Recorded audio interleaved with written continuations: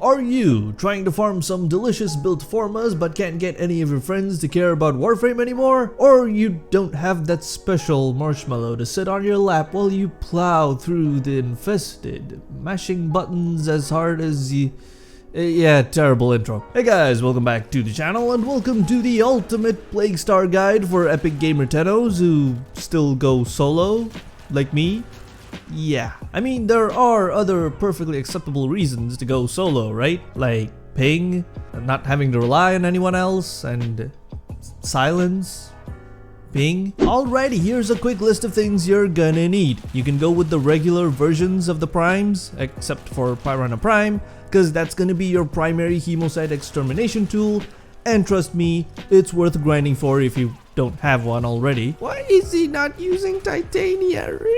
Look, Titania is an excellent choice for Plague Star, no denying that. But for solo runs, I feel like LAKEY is the better frame, and kinda has to do with that transportation phase, which is really the most painful one. I'll explain more a little later in the video. Sorry Ducky, it's just me, it's not Titania at all. I promise, I'll make a build video just for her sometime soon. Anyway, here's the build I put together real quick for my LAKEY Prime.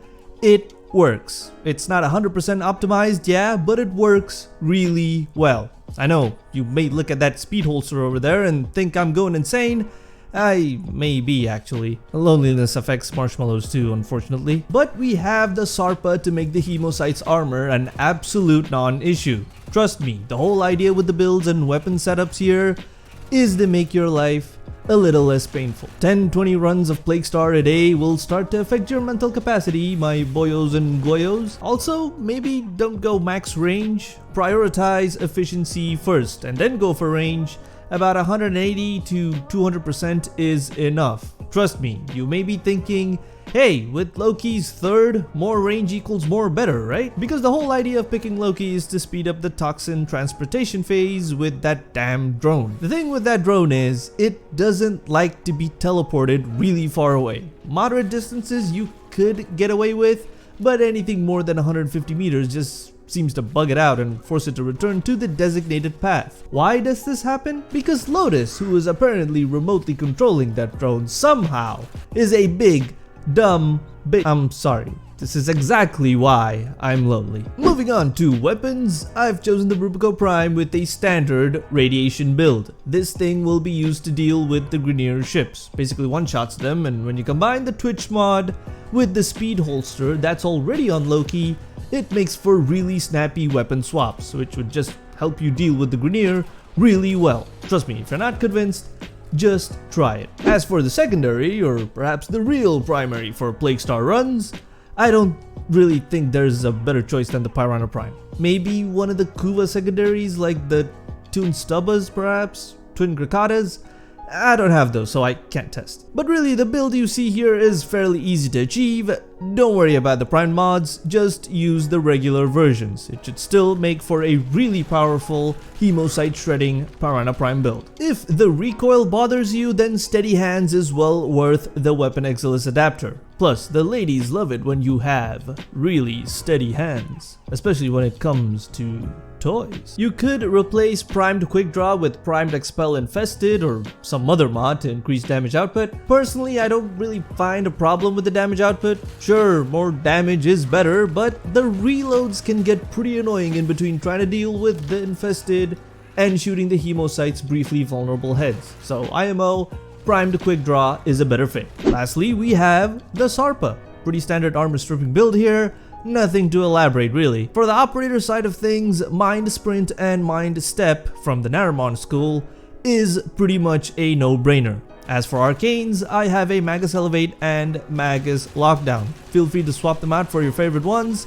though I'd suggest having at least one Magus Elevate on. So you have the hardware, but do you know how to use it?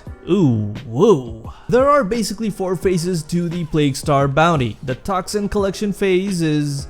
well, I don't see how you can fail that one. May take a few runs for you to get used to the paths, but if you can get it done under 2 minutes, that's pretty good. The toxin mixing phase is where things may get a bit fiddly, but it's still relatively easy. If you're gonna be using the catalysts, please please bind them to individual keys. Don't use the cruddy gear wheel. Make it easy for yourself. We don't have to suffer any more than we already do each and every day, struggling to stuff things inside of other things and then it doesn't go in properly the first time round and she's like, oh my, you're a special one, aren't you? The trick to keeping the Grineer and any other garbage from touching the toxin mixer is to distract them, which is what LAKEY does exceptionally well with his first ability. Keep on casting decoys periodically to keep the ground units occupied while you shoot down the ships with your Rubico Prime. Of course, if you get ambushed by a Tusk Thumper, then well, those stupid things just exist to remind you why you should go ahead and play other games, or actually go outside,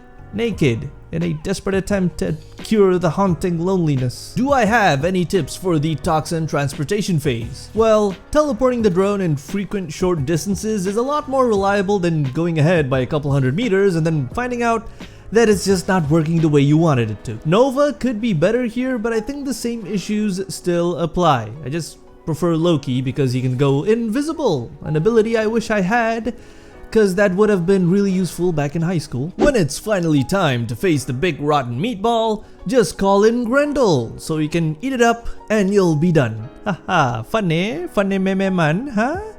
No. You don't really have to go invisible during this phase, just spamming your decoys, which are pretty cheap energy-wise thanks to the efficiency, should be enough. Plus, they do help bunch up the infested for when after you're done with one hemocyte and have to trigger the next. Also, don't forget to make use of the infested that pull up under the hemocyte during the later parts of the fight to trigger your second ethereal Piranha. If you've never used the Piranha Prime, basically, killing 3 enemies in quick succession will spawn a ghost piranha on your second hand, and you get double the fun. It's kinda like when she whips one out and you're like, oh frick yes, and then she whips another one out and you're like, double frick yes. The best time I managed to put down with this setup is a little over 11 minutes, solo, with full catalyst and full axis. I'm sure there are others out there who are a lot faster, though I don't actually know what the record is. If you do though, then please leave a comment down below. Feel free to share your own builds and setups as well.